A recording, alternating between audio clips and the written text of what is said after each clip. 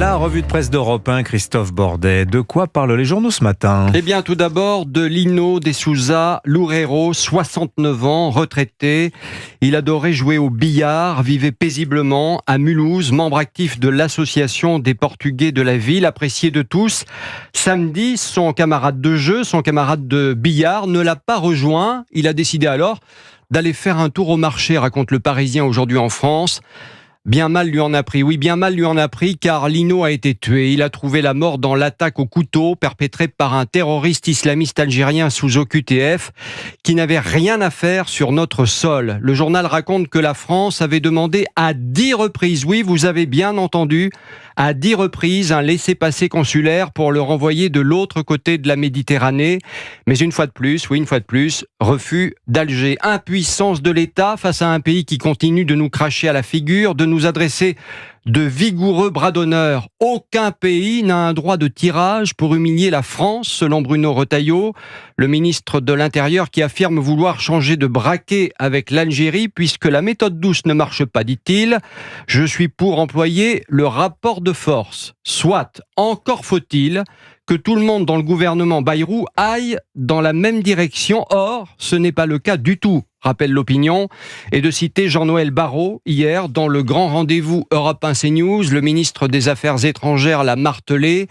Quand on agit de manière unilatérale en disant « j'arrête les visas », ça ne fonctionne pas. Et d'ajouter « la France opère par la voie diplomatique ». L'accord de 2022 avec l'Algérie a déjà permis de tripler les reconduites à la frontière. Point à la ligne.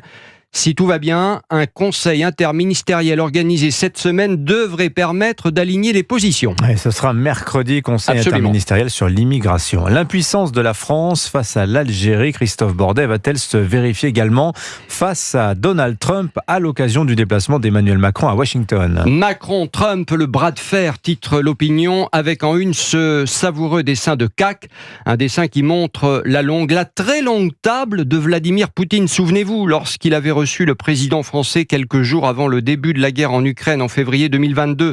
Table installée cette fois non pas au Kremlin, mais dans le bureau ovale, à chaque extrémité, bien loin, oui, l'un de l'autre, Emmanuel Macron suant à grosses gouttes et Trump, bougon, lui disant « Vladimir m'a offert cette nouvelle table ». Clin d'œil, image symbole et finalement dramatique alors que la guerre a commencé il y a 3 ans jour pour jour et qu'Emmanuel Macron va tenter aujourd'hui de convaincre Trump que Poutine reste le grand méchant loup qui menace l'Europe, ce que le président américain ne semble plus croire.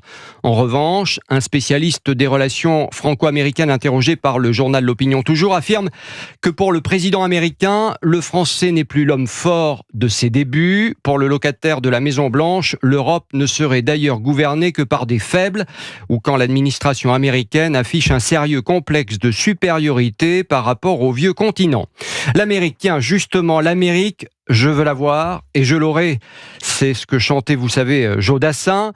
L'Amérique qui fait rêver les adolescents ukrainiens. C'est le cas de Danilo, 18 ans dans 4 mois, que le journal La Croix a rencontré. L'adolescent rêve d'un ailleurs. Pas en Moldavie, non. Pas en Pologne, non. Pas même en Europe. Danilo rêve de Charlotte, ville de Caroline du Nord, où son père s'est installé il y a quelques années et qu'il espère aujourd'hui rejoindre avec sa mère et son petit frère de 5 ans. La ville est verte, assure Danilo. L'une des plus vertes d'Amérique. Le temps clément, alors qu'ici, 3 petits points, ici, je ne vois juste pas d'avenir. Et il parle donc de l'Ukraine. Eh oui. Signature, merci beaucoup Christophe Bordet, votre revue de presse ce matin sur Europe 1. Il est